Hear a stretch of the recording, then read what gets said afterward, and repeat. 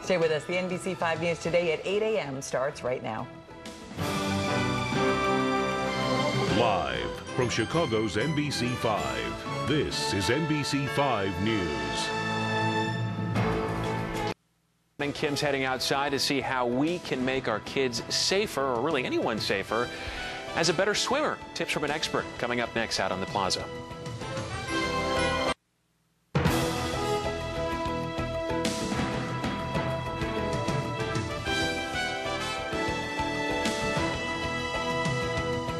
Teaching your child to swim could never be more important, especially in the summer months when all the kids are around water. But we have a special expert now with the East Bank Club, Steffani Fort, joining us. Thank you so much for being with us. Thanks for having me. I know, first of all, when should you really start to introduce your child to the water? Is any age too young? No, 6 months is a great age to start. That's when we would recommend them getting in the water and being near chlorine and putting on sunscreen and everything.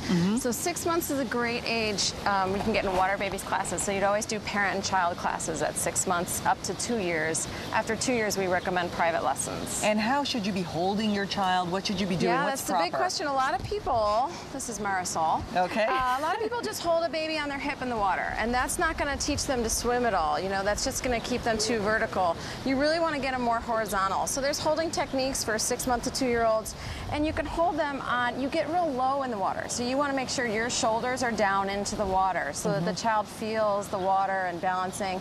So you would put their head on your shoulder. That's a wonderful thing. So it's called a cheek-to-cheek hold. Yeah. Nice. And you can do it this way with their chin on your shoulder. So that's another cheek-to-cheek hold. Does that make them feel safer? Yep.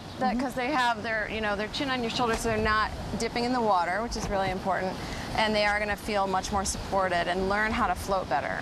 Okay, now as the children get older, it's always that risk. Oh, you want to put on some floaties or some devices to help them. What's good, what's not? Well, water wings are really just a safety device. They're just going to keep you buoyant in the water.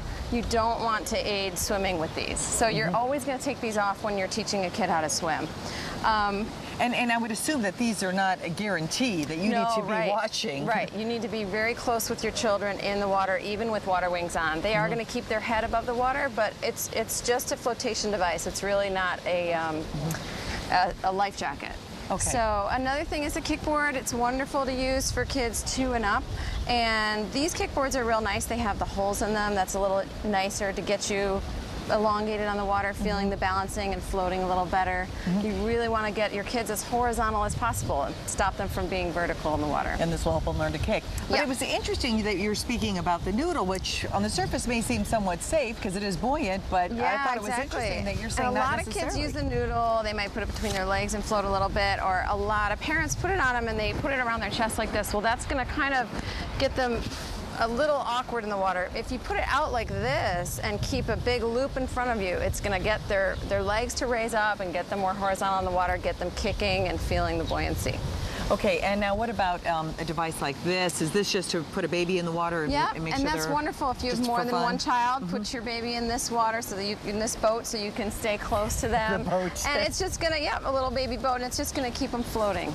And at this point, when you want to take structured swimming lessons, what is age appropriate? There always seems to be a different variation. Well, from 2.5 to 3 is really a great time to get them so they're not afraid of the water. They're very comfortable, and then we see them really peak after that age.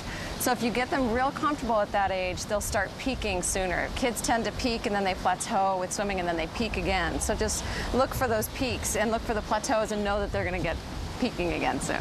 Does bathtub play at all help? Yeah, definitely. Get them kicking in the bathtub. Give them some goggles in the bathtub so that they get used to putting their face under the water, and they'll be more likely to do it in a pool. Okay. And just very quickly, so many kids sometimes are just afraid to get in the water. Any quick trick?